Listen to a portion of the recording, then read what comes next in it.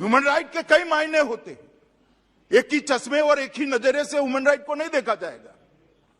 जो लोग कानून के हिसाब से जीते हैं, गाड़ी मेहनत करते हैं, खून पसीना बहाकर अपनी संपत्ति अपने बच्चों के भविष्य के लिए इकट्ठा करते हैं, कोई जाकर उसको झांसा देकर ले जाता है, कोई चोरी कर ले जाता है, कोई लूट कर ले जाता है, किसी की हत्या कर दी जाती है, उन लोगों के कोई ह्यूमन राइट नहीं है।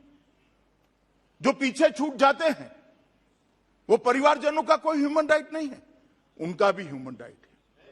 और उसकी ह्यूमन राइट की चिंता करने की जिम्मेदारी आप मानो न मानो, हम मानते हैं कि हमारी है, इस सदन की। माननीय अध्यक्ष जी, मैंने शुरुआत में एक ब्रॉडर बात सदन के सामने रखी है कि ह्यूमन राइट को एक ही चश्मे से नहीं देखा जा सकता।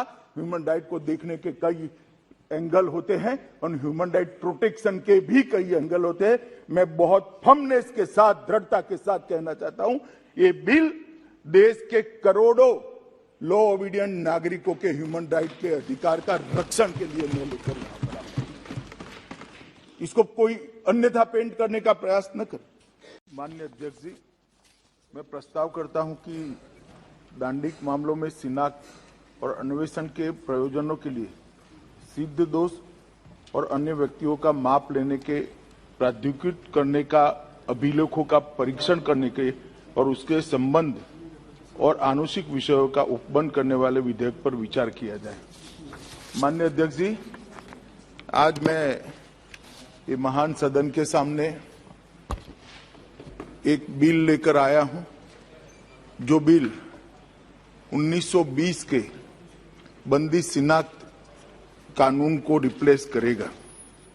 और 1920 से जो स्थापित है वो बंदी शिनाख्त कानून आज कई दृष्टि से अपने आप में, समय की दृष्टि से, विज्ञान की दृष्टि से, दोष सिद्ध करने के लिए अदालतों को जिस प्रकार के प्रमाण चाहिए वो प्रमाण उपलब्ध कराने में और लॉ इन्फोर्समेंट एजेंसियों की ताकत बढ़ाने में आज एक समय से कालबाह्य हो गया है। इसको रिप्लेस करके दंड प्रक्रिया शिनाख्त विधेयक 2022 आज मैं जो लेकर आया हूं, उससे ये सारे जो कालबाह्य हुए छिद्र है, इसकी न केवल भरपाई होगी और दोष सिद्ध करने के प्रमाण के अंदर बहुत बड़ा इजाफा भी कर पाएंगे। माननीय अध्यक्ष जी, क्राइम भी बदल गए, क्रिमिनल भी बदल गए। क्राइम और क्रिमिनल दोनों आधुनिक तकनीक से लैस होकर क्रिमिनल क्राइम करने लगे और पुलिस को हम आधुनिक तकनीक से लैस न करें, किसी को हाथ पैर बांधकर स्विमिंग पूल में डाल दो कि भैया गोल्ड मेडल लेकर आओ। गोल्ड मेडल क्या, वो तो बेचारा डूब जाएगा क्योंकि आपने हाथ पैर बांध दिए हैं। इस प्रकार की व्यवस्था देश में अब नहीं चलती। दादा को भले लगता हो जल्दी हो गई है, मुझे लगता है बहुत देर हो गई है। माननीय अध्यक्ष जी, समय आ गया है कि इसको हम बदले और इसके लिए सिर्फ ये बिल नहीं है, ढेर सारे प्रयास भारतीय जनता पार्टी की नरेंद्र मोदी सरकार ने किया। हम इतना निश्चित कर सकते हैं कि मैं कह सकता हूं कि ये बिल किसी दुरुपयोग के लिए नहीं लाया गया है। किसी भी डेटा के दुरुपयोग होने की संभावना भी इसमें नहीं छोड़ी गई। ये व्यवस्था स्थापित करने के लिए लाया गया है। समय के अनुकूल जो बदलाव हुए हैं, वो बदलाव का उपयोग दोष सिद्धि के लिए किया जाए, इसके लिए ये बिल लाया गया है।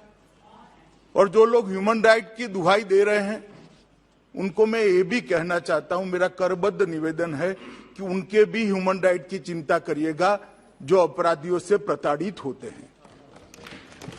क्या उनका ह्यूमन राइट नहीं है? किसी बच्ची पर रेप हो जाएगा, किसी की हत्या हो जाएगी, किसी की गाड़ी कमाई को कोई लूट खसोट कर ले जाएगा, उसके ह्यूमन राइट नहीं है। आपको चिंता है लूट खसोट करने वाले की, आपको चिंता है बलात्कार करने वाले की, आपको, अब सुनिए सुनिए सुनिए, उसी के ह्यूमन राइट की बात हो रही है यहां पर।